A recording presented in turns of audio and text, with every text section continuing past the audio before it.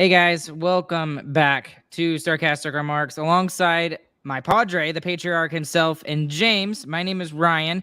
We are the official Dallas Stars podcast of THPN. Go and use that promo code THPN the next time you use DraftKings Sportsbook and also Raycon. We appreciate them for being the sponsors of our episode, this pod, and all of THPN. And also, if you hear anything that you like today, please consider leaving us a 5-star review anywhere you listen to your podcast. That helps us a lot in growing. Tonight, guys, or I guess this afternoon, we are recording this at 9:12 in the evening because of craziness of my schedule with my day job, being a band director and everything. But the Dallas Stars do lose in overtime again, 3-2 to the Vegas Golden Knights. They are now down 2-0 in this series. Lots of conflicting thoughts in my head, gentlemen. What are your initial thoughts before we take a deep dive into this game? I'm incredibly disappointed at the outcome of the game. It's a very tough game to look at as a fan and be like the game was fine. There was reffing stuff that was annoying. I mean, we had regular season games like that too, and just to let it slip through our fingers at the last possible second with two very poor plays, or poor decisions rather, on the second one, but it just very disappointing for the loss. I've had a little bit of time. I know I'm interested in yours, Ryan, because you just finished watching it, and I know your emotions are probably higher than mine. Good summary, James. I felt good the whole game. We controlled it. I felt good about the game. I thought we were doing pretty good. Odd things like first line not playing in the first period. It's kind of weird, but they figured it out, and then the rest of the game went well. And then we just boom blew it right at the end. So I was like, who did that? Oh, great, it was Suter. I was going to praise him. He played so well earlier in the game, and he had a point. He had a 2.9. He had a 2.9. I mean, he played great and made maybe the biggest mistake of the season. Right. And okay, so this is what I'm getting into is all of the conflicting feelings for me right now. Okay. So I was at my high school band concert and I was literally pulling out my phone when I wasn't supposed to during some of the songs and checking the score as I went. I didn't care. I actually went back and watched the game after I knew the final score. And let me tell you, that really kind of puts it kind of weird when you know the final score of the game and you go back and watch the game, because you notice a little bit more of the little details. And there's one specific thing in particular I'll talk about later that I was really frustrated about. But since you kind of already brought it up, let's go straight into Suter, because he has been so good in the playoffs. And he has been the Stars' second best defenseman. He's been better than Lindell. He's been better than Hakanpää. And then he turns around and he has one game where it's just, and it wasn't even one, like a full game. It wasn't a game. It was one play. It was one play. Well, he made one mistake really at the end of the game, and that's all it took. That's all it takes. That's all it ever takes. There was a couple bad mistake sometimes, especially when you're playing a game like Vegas. There was a couple of turnovers in the third period. He did not have a good third period, I think. But overall in the game, the thing is you can't get onto him considering he's being thrown into a situation that he probably shouldn't be playing at his age. I'm sorry. I'm taking Chris's side on this one. That's inexcusable. Okay, why do you think it's inexcusable? Chris summed it up on our group chat, and he said that's inexcusable. You can't make that mistake in that game. You played a whole 58 minutes of excellent play. There were little things, of course, but as a team, 58 minutes and one thing blows it up. Even then, I still thought we were going to come out and win this one. I thought we were going to break the overtime curse. No, we're not. We didn't. And we got even James commented on this as we were watching it. We even got the bounce early in overtime. We got the bounce off the inboards. It came out the right side. Great save by Hill. Yeah. Great save by Hill. We couldn't get it past him. They come right back. Boom, gone. So tough last 4 minutes of game time. So here's the other conflicting thing about this is I want to get into the 2-0 series lead that Vegas has over the Dallas Stars right now. So here's my argument. My argument is Vegas played better in game 1. Dallas was by far the better team in game 2. Yep. But it's the same outcome. It doesn't matter how you play in a game. Those are stupid little, things to be proud about, but it doesn't matter. What it matters is what's the final score at the end of the game. It matters for game 3. It does matter for game 3, but you're right. In the big when you picture, look, we're down 2-0. Right, and that's the thing is that you, as a road team, the road teams have been really good in the playoffs this year. I really felt like, especially in game 1, if the Stars had a chance to win this series, that they needed to get that first game. And I was just like, okay, well, they really need to split it in Vegas because I'm not so sure about the Stars' chances of winning both the games at home. Now, could it happen? Absolutely. It definitely could. But the other thing is, when getting back into my thing about the conflicting results with the 2-0 series lead for Vegas, Dallas could be up 2-0 in this series right now. It's not like it's 2 overtimes. I mean, it's 2 overtimes, and Dallas did not deserve to go to overtime in game 1. Ottinger kept them in the game, in my opinion, at points. And tonight, the Stars defense for them, like as a whole overall team, from forwards back all the way to Ottinger, was very good. And here's the word that I'm leaving myself with from this game is Vegas was very opportunistic. Dallas was not. And here's where I'm gonna flip her a little bit from the 2-0 series lead here. You have to leave yourself some breathing room for a stupid little mistake like that. And I'm sorry, 2 goals is not going to be good enough to win in the playoffs. And it's especially against Vegas. This is not like playing against Minnesota or playing against Chicago where you're down 5-1 and you can come back and win the game 6-5. It's not the same. This is way deeper in the playoffs. Teams are 100%, in their game. You have to score more than 2 goals. So as good as a game as the Dallas Stars played, there are things that you could nitpick at, but I don't feel like nitpicking at that specific thing is honestly a nitpick. It's not. They got to score more than 2 goals. Sorry, that's a lot to unpack. Sorry. Bar the refs giving the Golden Knights a 5-on-3, this game's 2-0 going into the final 4 minutes of the game. Good point. That's what it is. I mean, they called 2 very ticky-tacky calls in early. Okay, they're still ticky-tacky for what the rest of the game was, and you can agree on that. Ticky-tacky calls very early in the first, and both on sides, the same play. And then they gave us the slashing back, yes. On hands, yeah. The ticky-tacky went back, right. And then they gave us, I don't remember what the second one was. It was the tripping on Heiskanen. It was the tripping on Heiskanen. It's the same. I took that as the same trip as Eichel. Okay, whatever. And then the next penalty they call is that cross-check interference boarding on Miller. Like, you have to call that. The puck isn't even there. But then the entire third period, we're getting hit away from the puck, knocked down. We're getting hooked and tripped to the ice. I mean, that period, we still dominated that period. And we got nothing from it. Absolutely nothing. And the Stars still should have won, I think, regardless of the refs. But the refs kept the Golden Knights in this game. Honestly, they did.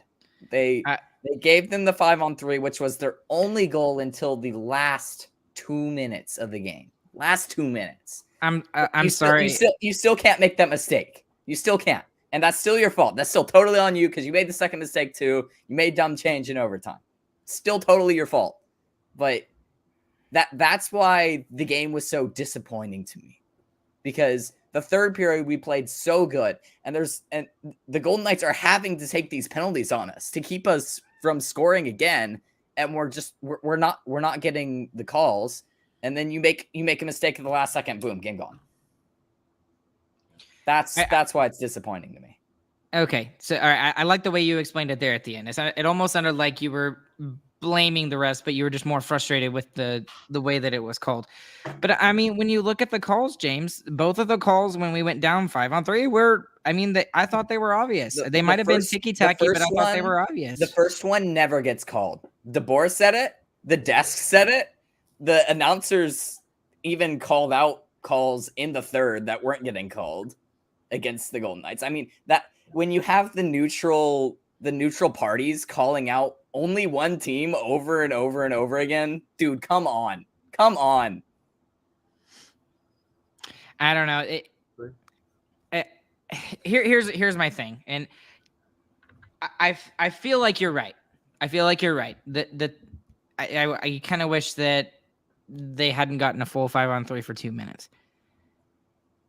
But the thing is you got to go with what they did. They called it. Okay. No, I totally agree. You have to take care of business. You have to take care of business. And that was the only thing that Vegas had all game. That was the only power play they had all game. And what did I say? They were opportunistic. They had one power play. Yes, it's a 5-on-3, but you should score on a 5-on-3. I think it was Zubov said something like, if you have more than 70 seconds on a 5-on-3, you should score on that 5-on-3.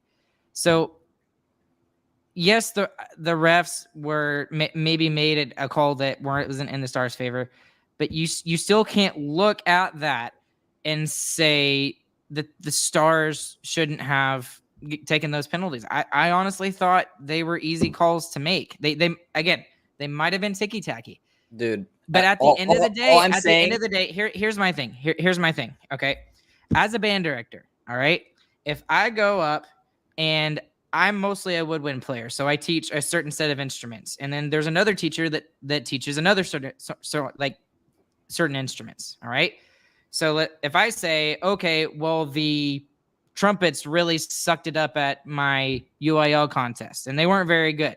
Is that on me, or is that on the person that is in charge of the trumpets? Ultimately, it's not on the person who teaches the trumpets, because I'm the one who leads the band as a full. That's my job. And you can't blame it on somebody else and shift blame to something else. I understand that the refs are like, we're a problem, but you still have to take advantage of the opportunities that you have. And the Stars didn't, and they didn't take care of the business when they really needed to. It was at the end of the third period on that 5-on-3, and then they cannot figure out their demons in overtime. We'll talk about that in a second. Sorry, James. As a hockey fan, I'm up and screaming at the TV because Marchment's getting hit in the head with a drive-by, and there's no call. And Robo gets smacked up high. Now, it wasn't as bad as it looked real time and live, but he still got hit up high in the shoulders. And a minimum interference, things that just 5 times worse than what they called in the first period and gave a 5-on-3. No, that's not okay. That's bad refereeing. We should take responsibility. We made the 2 mistakes. We lost, yes, but we wouldn't have had a chance to lose if they'd have been called evenly in this game. Yeah, and I think the biggest problem I think I have with the whole thing, they gave 2 minutes of 5-on-3. Like, you're not going to score on that. But also the second penalty, I think the second penalty was called because he didn't know the first one was going to get called. I mean, I don't think Wes McCauley saw the other ref with his hand up and then saw the trip and was like, oh, that's a penalty. Which, yes, that one was a penalty. But I think he's just continuing the play, and you're not going to call back one of them because you put up your hand at a different time. You have to call both of them now. Like, no chance that there's going to be another time in the playoffs where a team is going to get a full 2 minutes of 5-on-3. That's just not going to happen. That doesn't happen. It doesn't. Never. And even on one of our power plays, there was an obvious hook and interference on the blue line. And they're not going to call him because we're on the power play. They're not going to give us a 5-on-3. It's the playoffs. That's how it works. And that's why I think I'm just so upset at how the game was called, because we can move on because we're gonna just keep talking go back and forth. Like even like when you call playoff refing never gives them that, and that's why we didn't get it in the third, and that's why it's so frustrating. That is a very good point. I guess is the point. It was unlucky also. Yes, that. And then we get unlucky. It bounced off of Lindell skate right to the dude. We had our chances with bounces too, so you can't I agree with you. We've had our chances. We've had our chances. Yeah. Okay. Let's so what is there What's something you want that? to talk about? Yeah. Well, Let's talk about. Yeah. I'm jumping from topic to topic here. Sorry. no worries. Let's talk about the Stars' inability to win in overtime, because this doesn't just go back to the season. This goes to the playoffs. They're now 0-4 in the playoffs. They've lost 4 straight games in overtime in the playoffs.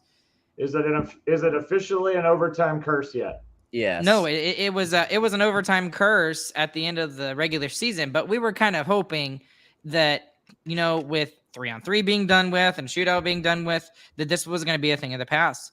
But it hasn't been. And I mean, help me out here, because I don't honestly have an answer. What on earth do the Dallas Stars need to do in order to win a game in overtime? What do they need to do? You need Score a hero. that shot that bounced to the front of the net. Yeah, you need a hero. That's what you need. That's what overtime winners are. I mean, you see Tkachuk on the other side of the league. He scored 2 overtime winners back to back. That dude is doing heroic stuff for his team right now. He's dragging his team along. He drugged them along through the Boston series. He's doing it when it matters the most. And that's where you're getting all this stuff. I mean, we need someone to score when it matters the most. I mean, that can be Johnson, that can be Ben, that can be Sagan, that can be Pavelski. Literally, we have so many people on this team that who can do it and who should do it that just aren't. They're just not. It's not happening. None of them. It feels like no one's stepping up when you need to. Ardell being a freaking Captain Obvious over here. I appreciate it, Ardell. If for those of you that are listening on the podcast side, he put a comment that says, "Score a goal, Ryan." Okay, duh, obviously, but it feels like that they get chances in it. It's like the hockey gods are against them in overtime. The hockey gods have been with the Stars through the playoffs. They've gotten their bounces in the regulation and stuff like that. And maybe his other comment that he puts is the correct answer here. So avoid overtime, win in regulation. That seems to be the easiest thing to do right now. Yeah. So, don't even let the curse come front. Carolina needs the same advice, right? Yep, exactly. Same thing. Carolina has their own curse going on over there, man. Well, okay, their conference curse is ridiculous. All right, so let's take a look at both of these series and figure out what the heck's going on with both of these series, because the Stars and the Canes are both down 2-0 in their respective series. All 4 games, which is crazy, have gone to overtime, other than the first game for Carolina and Florida, which I watched the entire thing. Believe it or not, I was exhausted by the end of it. That was an awesome game. It was always cool. Amazing. It was absolutely amazing, and it was so much fun to watch. It's like the 6th longest game in NHL history, I think, at this point. But anyways, the other 3 games have been in the first overtime within like the first 10 minutes, I think. Maybe even less, first 6 minutes. I really think that the Stars need to figure out a way to get an extra gear going. They need to get a 5th gear or a 6th gear going in the overtime period. And maybe that's the solution to winning in overtime. But I mean, I think Ardell's solution is just avoid overtime. I think that's the best solution. You just got to finish it. Yeah. And they didn't do it tonight. They had an opportunity to do it tonight, and they didn't. So that's the even tougher part about tonight, because I mean, the other 3 overtimes were kind of off unlucky bounces, and like I was kind of like, okay, whatever. It's a little bit unlucky especially the first 2 bounces that we lost, but tonight we had the bounce. I mean, we got the luck there. We got the luck. Johnston crashed the net, and shot wasn't good enough. I mean, that's all it is. You have to have a better shot. So there's one thing in particular that I really didn't like tonight. And these 2 players in particular, I really did not like how they played tonight. And that's the tandem of Harley and Hanley. You didn't like watching Harley and Hanley sit in the penalty box together? It was so cute. Well, there was that, but I wasn't even thinking about that particularly. They just had a rough game overall. They really did. And thankfully, And they weren't protected. Yeah, but the thing is that it's not fair. It's not fair for me to expect this at this point. But I think people are disregarding how much Hakanpää really means to this team, because I know that he didn't play the last 2 games of the Seattle series, and he didn't play game 5 and game 7. Those are the 2 games they won.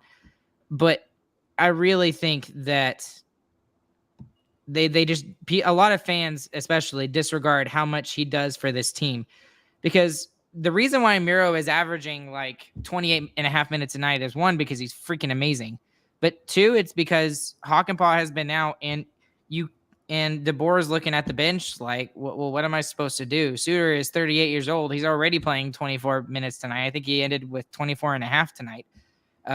Lindell has been kind of inconsistent this playoff series. Harley is a rookie, and he's playing well, but he's still a rookie. And then Hanley is just, he's a number 7 defenseman. So it's not fair for me to expect this, but Thomas Harley has got to step up even more. And if he's got to be a step faster in order for this. You're 8 games away from the Stanley Cup. Do it. Just do it. We need him. And he is the absolute. And some of this also, though, that those 2 guys, despite the penalties, like James said, that were called on the same play, probably inadvertently from that perspective, but those 2 guys are not the reason we lost this game. No, they're not. But it's just something frustrating I saw. Yeah. So I agree they didn't play as well. Yeah. But I think you're pointing at the wrong person, Ryan. I think we should be pointing at Miller right now. Miller played the entire season with us, and he was scratched for half of the first 2 series. I didn't think Miller played that better, but he only plays 15 and a half minutes tonight. He should be better, and he is better, and he's shown us that he's better, and he has been awful in the playoffs, honestly. The reason why I don't think he plays. I think he plays worse than Harley does, and he should not be playing worse than Harley. He played. I didn't notice him except maybe once or twice tonight, so I didn't think that he was really out of sorts very much tonight. Anyway, so I don't see Miller as a second pairing guy, and I don't to your point, Harley isn't either. But Harley between the 2 is that one has multiple NHL seasons under his belt and should play like bare minimum like a 5th slotted defenseman, and we couldn't even ask him to do that in the first 2 series. We didn't trust him enough. We played Hakanpää so hurt that Hakanpää and Lindell had probably the worst game they have ever played, and that's how little we trusted Miller. Side note, I still think Lindell's fighting something, by the way. I think Lindell's fighting something alongside Hakanpää. Hakanpää just can't play. Lindell can. But my thing is, James, Lindell, hang on a minute. Let me hit that one, because I want to pick up give kudos to Lindell on one. He was about to get blown around in the second. I think it was the second period. It might have been early third. It was in the second.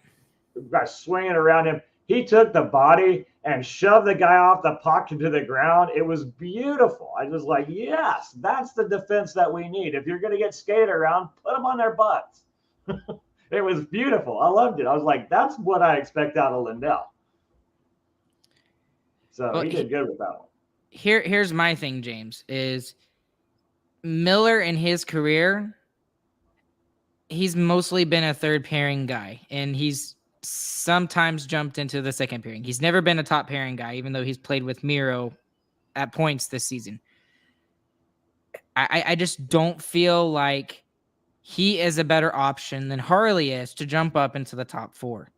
And I mean, Harley has got to take that second step. And and now I know part of it is I understand, Ryan, but you're just not right.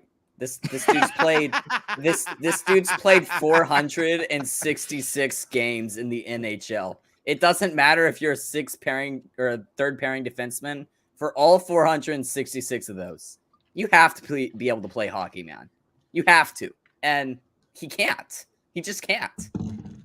All right, elephant in the room.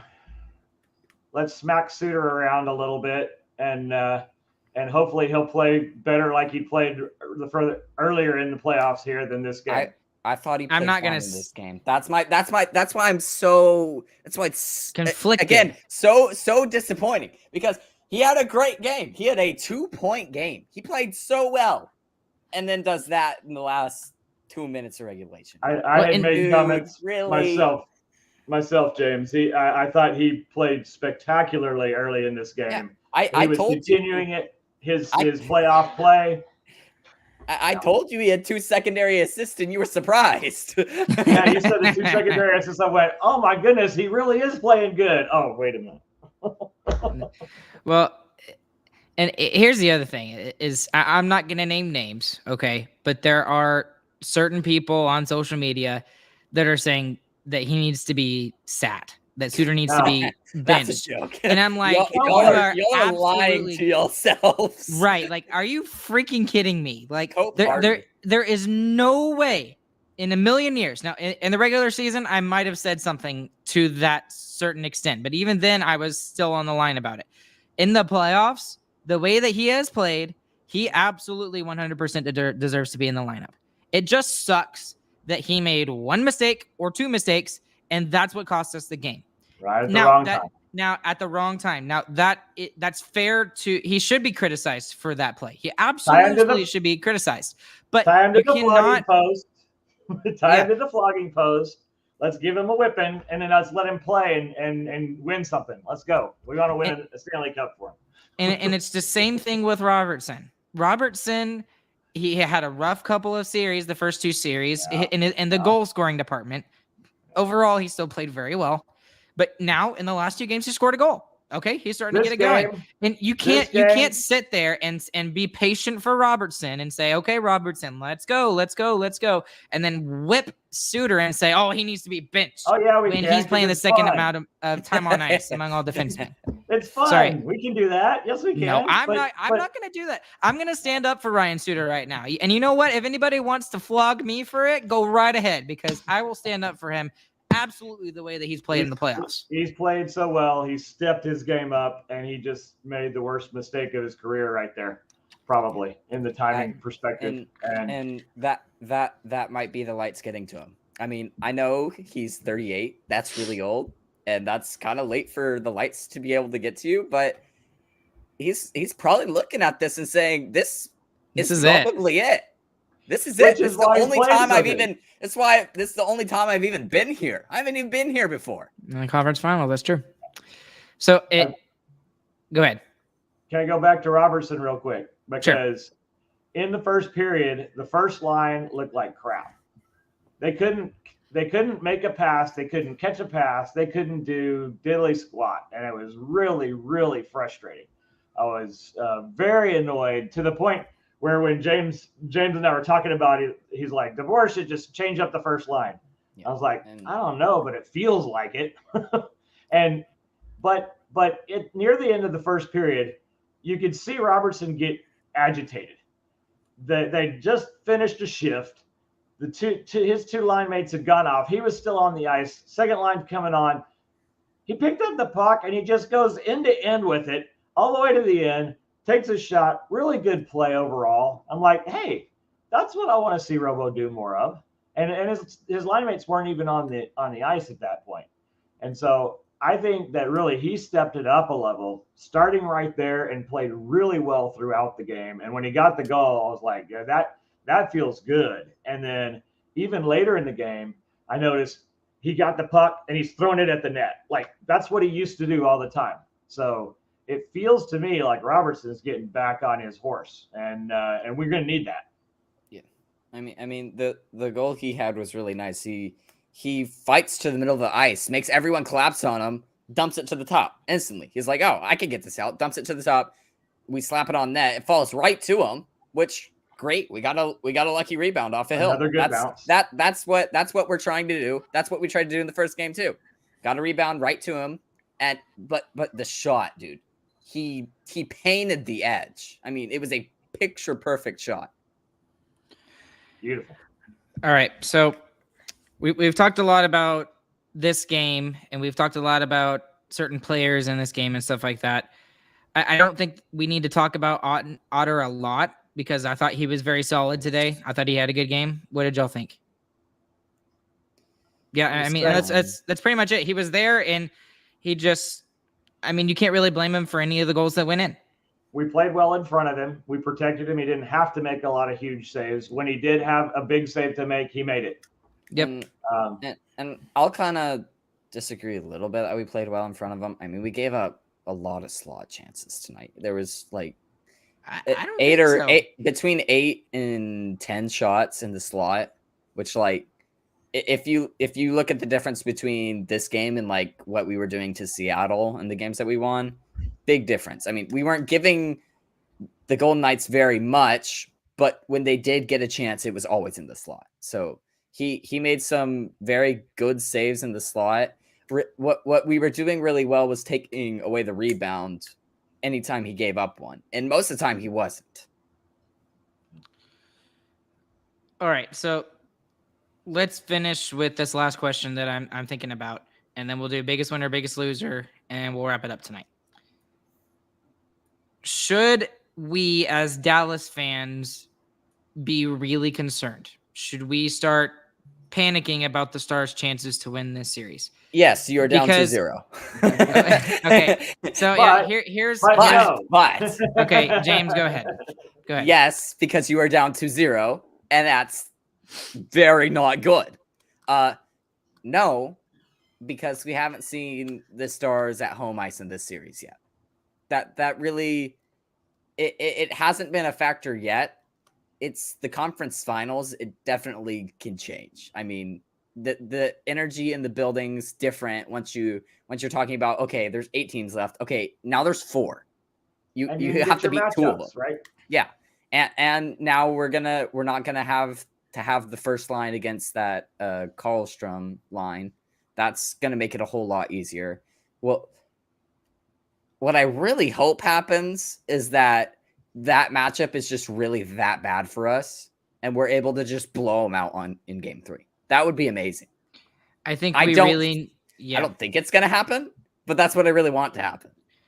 I think we need a really big blowout in game 3 in order to make us feel a little bit better about this. You need confidence in it. I mean, as fans, especially right now, confidence is at an all-time low. I mean, we had one game that was pretty awful that we fought back in and we stayed in, pushed it to overtime, lost in the first 2 minutes. We had a second game that we played absolutely amazing. They scored on a 5-on-3. Okay, whatever. We got a good fourth line goal and then a power play goal. And then you make a mistake in the last 2 minutes, go to overtime, and they score in the first 2 minutes again. I mean, that's pretty tough. From a player perspective, I don't think there's going to be panic. No, that was a good game. We played a good game. You got. It's like now. See. I'm virtual Chris today, right? So I'm gonna pull a disc golf analogy, right?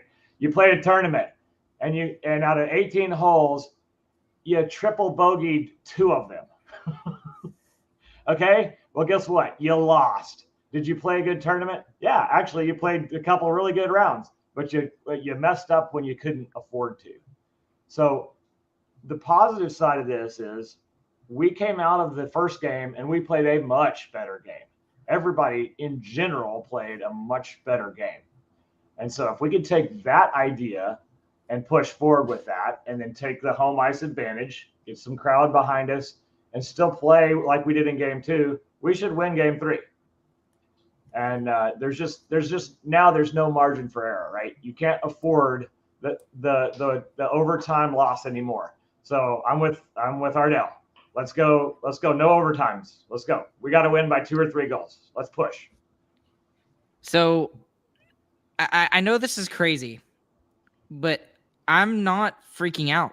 And maybe it's because I still have a belief in this team and the players that are on this team, because this feels so much different than even 2 years ago or 3 years ago when the Stars went to the Stanley Cup final. I don't know why. It feels different.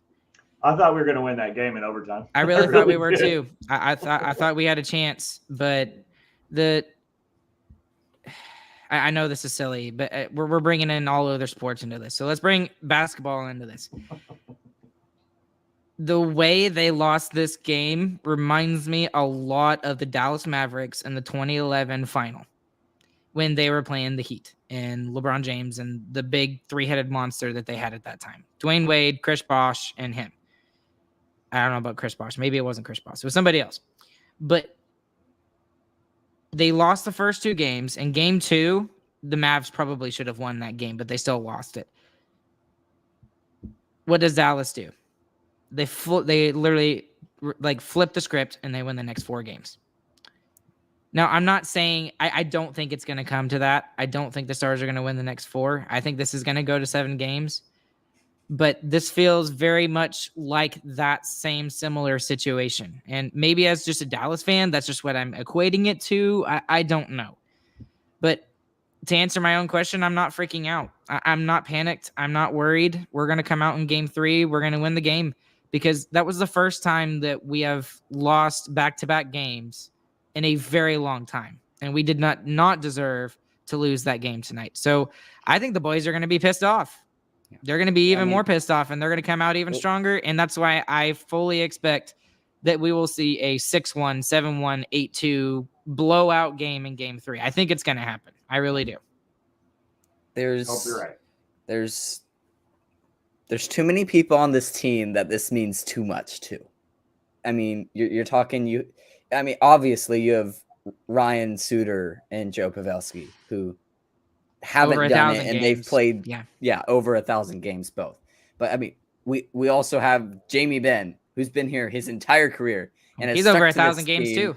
Yeah, he was stuck to this team and decided he's going to win it here or he's not going to win it. Essentially, is what he's decided. And then you also have Tyler Seguin, who yes, he was with Boston in his rookie year and they won it. That's not the same. He knows it. He knows it's not the same. He was not a significant player on that team when they won. Yeah. This is like Hintz and Robertson have been great. Okay. They really have. Robertson, especially in these first 2 games so far. You got to have Ben and Seguin show up. You really do. I mean, Good point. They're controlling 2 of the lines on this team. I mean, neither of them are centers on it. They're both controlling the line. They're the centers of the line without playing the center. Being the actual centers. Yeah, which is completely ironic. But regardless, like they're controlling half the forwards on this team. You got to do it. It's your team. Do it. Especially more Sagan got close there at the end on one. That was yeah. I mean, Seguin had 6 shots in last game too and didn't score. Put one in the back of the net, man. Let's go. Okay, I think we're getting to that point to where it's a good stopping point. Biggest winner, biggest loser. Who we got? Fourth line. They played amazing again tonight. I agree. Several good games. Yes. Fourth line. Dad, what do you think? All right, we're going winners. Yep. I'm going Robo. Robo's back. He's coming. That's fair. He's coming after you, Golden Knights. You better watch out. You're about to get busted.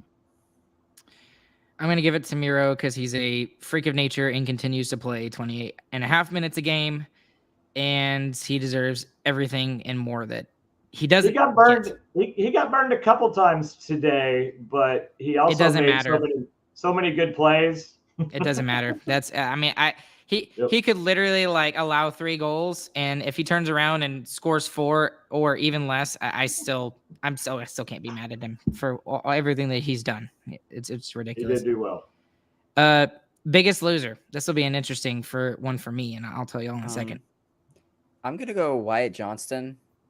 I mean, he had the chance right in front of the net. Just for the fact that he didn't bury it. Yes. Okay. To have it slip through your fingers like that, and then kind of have a bad change and watch it go back the other way and go in the back of the net. Tough. Yeah, good call. I'm going to take the obvious one. Suter gets biggest loser tonight. He's been playing awesome. He's been great in the playoffs. I had him on my list to praise and sing praises for tonight. He's the reason we lost the game. No, he's not the reason we lost the game. He's the There's reason multiple we lost the reasons game. we lost the game. We didn't score goals. We were and less than 2 minutes away. He One was the mistake, person wrong that time. caused us to lose the game. I mean, There's he a difference. We turned it talked about over, this before.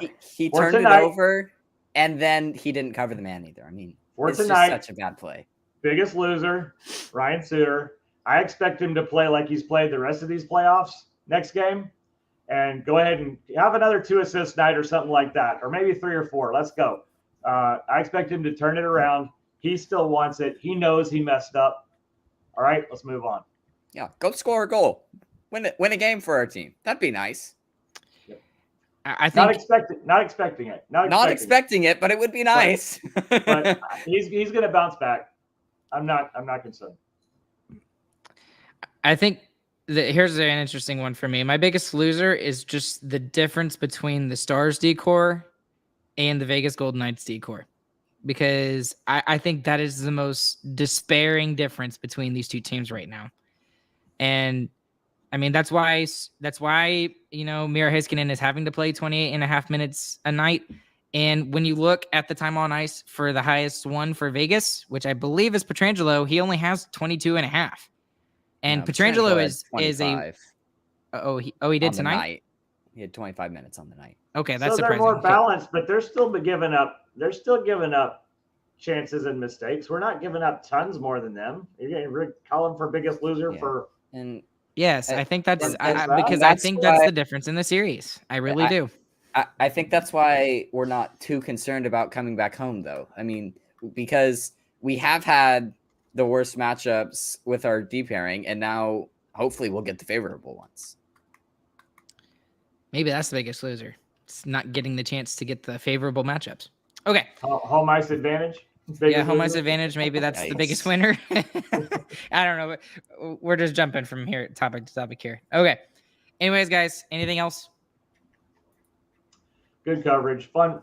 It was a gut punch at the end because we played so well. So very hard game. And yelling at the TV some, but from a playoff Yelling is good for your heart. It's good for your I was getting soul. exercise. Yeah, I was getting Yeah. exercise. That's right. Yeah, he was popping up too. He was popping up, yelling at the I think TV. I It's great. scared Amanda. I think I scared Samantha. 'Cause I was a little animated tonight. Oh, It was I've fun. gotten so much better about watching hockey games. And Amanda's like, "Are you actually watching the Stars game?" And there'll actually be a Stars game, and she'll be like, "No, you used to be like screaming and yelling all the time, and you've been a lot more calm, even in the playoffs." I'm like, "Well, thank you. I've really been trying." Learning to not take your daddy's example, huh? Yes, exactly. Yes. But James, any last words? Tough crap on the first 2 games. Win game 3. There we go. All right, guys. Please go and check out StarcasticRemarks.com for all the latest news with us. Shout out to Christian. I think he is probably still on his flight, or he's very close to getting off of it. It is 9:55 p.m. here in Texas. I have no idea what time it is in Germany. Dad, any idea? 6 or 7 hours ahead, so maybe 4 or 5 in the morning. Oh my gosh. Yeah, He's he'll gonna get land no and it'll be sleep. morning. Oh my goodness. That sucks. But shout out to him, and we hope he's doing well. We love you, Christian. Hope you listen to this episode later. And thank you to Raycon and DraftKings Sportsbook for being our sponsors. We appreciate them. Go and use that promo code THPN. Once again, it's right above Padre's head if you're watching on YouTube. And along with Dad and along with James, my name is Ryan. We will catch you guys on the flip side, and we hope you guys have a good, fantastic morning, afternoon, evening, whenever you guys are listening. Let's try to get a GG boys from Chris in game 3, please. let's I'm going to make go. him record one if we win. I'm going to make him record one if we win, and he's going to send it to us. We're going to have it ready for game 3. We'll see you guys later.